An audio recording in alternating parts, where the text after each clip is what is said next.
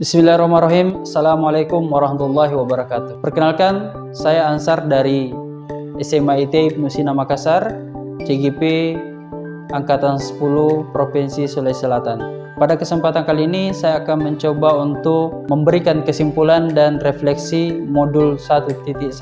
Pada beberapa modul yang telah saya baca dan pelajari, di dalamnya terdapat beberapa asas pendidikan menurut Ki Hajar Dewantara. Ki Hajar Dewantara membedakan kata pendidikan dan pengajaran dalam memahami arti dan tujuan pendidikan. Pengajaran atau order which adalah bagian dari pendidikan. Pengajaran merupakan proses pendidikan dalam memberi ilmu atau berfaedah untuk kecakapan hidup anak secara lahir dan batin. Sedangkan pendidikan atau avoiding memberikan tuntunan terhadap segala kekuatan, kodrat yang dimiliki anak agar ia mampu mencapai keselamatan dan kebahagiaan yang setinggi-tingginya, baik sebagai seorang manusia maupun sebagai anggota masyarakat.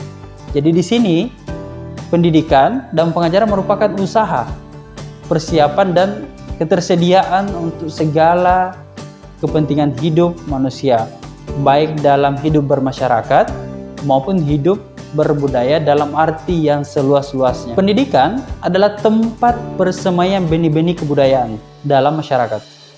Ki Hajar Dewantara memiliki keyakinan bahwa untuk menciptakan manusia Indonesia yang beradab, maka pendidikan menjadi salah satu kunci utama untuk mencapainya.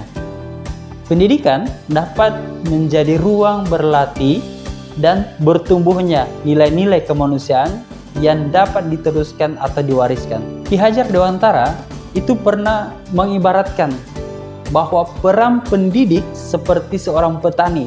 Anak-anak itu seperti biji tumbuhan yang disemai dan ditanam oleh Pak Tani atau Pak Tukang Kebun di lahan yang telah disediakan. Dalam proses menuntun, anak diberi kebebasan, namun pendidik sebagai pamong dalam memberikan tuntunan dan arahan agar anak tidak kehilangan arah dan membahayakan dirinya. Seorang pamong dapat memberikan tuntunan agar anak dapat menemukan kemerdekaannya dalam belajar. Jadi ibaratnya di sini adalah seorang petani itu kalau dia menanam suatu tanaman, petani itu merawat dengan penuh kehati-hatian sehingga tanaman ini bisa tumbuh dengan subur.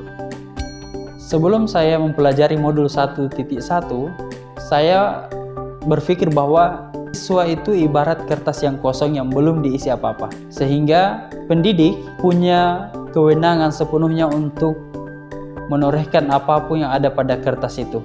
Dalam artian apa? Pendidik bisa membentuk watak dan budi pekerti sesuai yang dia inginkan. Selama ini saya beranggapan bahwa mengajar yang monoton itu dalam proses pelajaran di mana saya berpusat sebagai pembelajaran dalam kelas atau teaching center, yang di mana siswa di sini diharapkan mampu untuk mendengar, melihat, memperhatikan dan menyimak apa yang saya sampaikan. Setelah itu siswa mengerjakan tugas yang diberikan oleh pendidik sebagai bahan evaluasi dari proses pembelajaran yang dilakukan. Selama ini juga kami sebagai pendidik beranggapan bahwa siswa belajar itu hanya pada ruang belajar dan tempat praktis saja, tidak memberikan kewenangan atau tempat belajar yang nyaman menurut siswa dimanapun itu. Ada hal yang menarik dari materi awal yang kami terima dari filosofi pendidikan Ki Hajar Dewantara, yakni di mana pembelajaran yang berpusat pada anak didik dan pembelajaran yang memerdekakan anak didik. Setelah saya mempelajari, saya sadar bahwa setiap anak memiliki karakteristik yang berbeda antara anak yang satu dengan yang lain. Anak didik juga memiliki cara tersendiri untuk mencapai keberhasilan dalam proses pembelajaran. Dengan cara mereka belajar yang mereka anggap nyaman. Kemampuan anak didik pada saat belajar berbeda-beda. Ada dengan cara auditori, kinestetik maupun visual.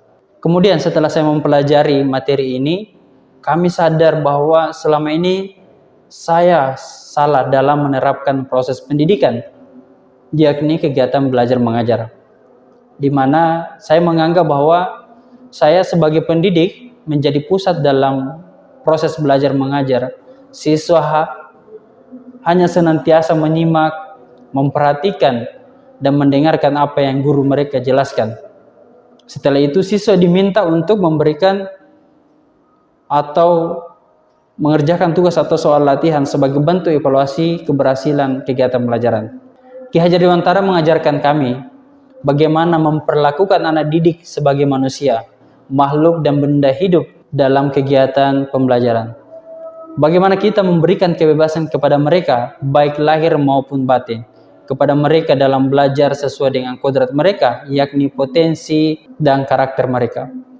Menyadarkan kami juga bahwa kita sebagai pendidik tidak membatasi anak didik kita dalam berkreasi, berpendapat, dan berinovasi, dan mengembangkan pengetahuan dan potensi yang mereka miliki. Kita sebagai pendidik memaksimalkan tugas kita di dalam mendidik, yakni menuntun dan membimbing mereka untuk dapat mengembangkan potensi dan pengetahuan mereka agar tidak tersesat dan salah jalan. Yang terpenting yakni penguatan terhadap perilaku mereka menjadi insan yang baik.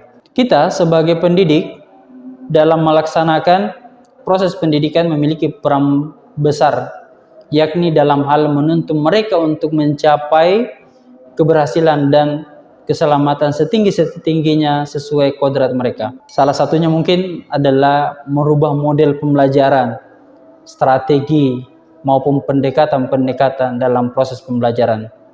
Yang selama ini mungkin yang saya lakukan adalah teaching center, maka akan beralih menjadi student center dengan menerapkan pembelajaran yang tentunya inovatif dan bisa membuat peserta didik itu lebih aktif dalam proses pembelajaran. Salah satu contoh metode pembelajaran adalah lab-based learning maupun project-based learning. Banyak kegiatan pembelajaran yang bisa kita terapkan sehingga proses pembelajaran itu berpusat pada siswa.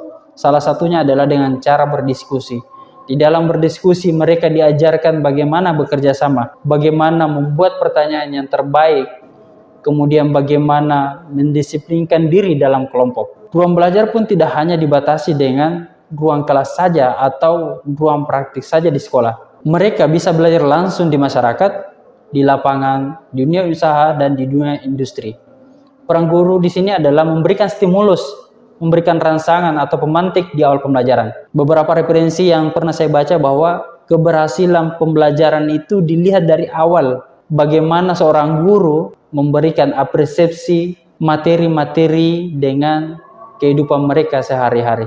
Jadi pendidik juga harus kreatif dan inovatif dalam menyediakan media pembelajaran yang sesuai dengan karakteristik peserta didik. Assalamualaikum warahmatullahi wabarakatuh.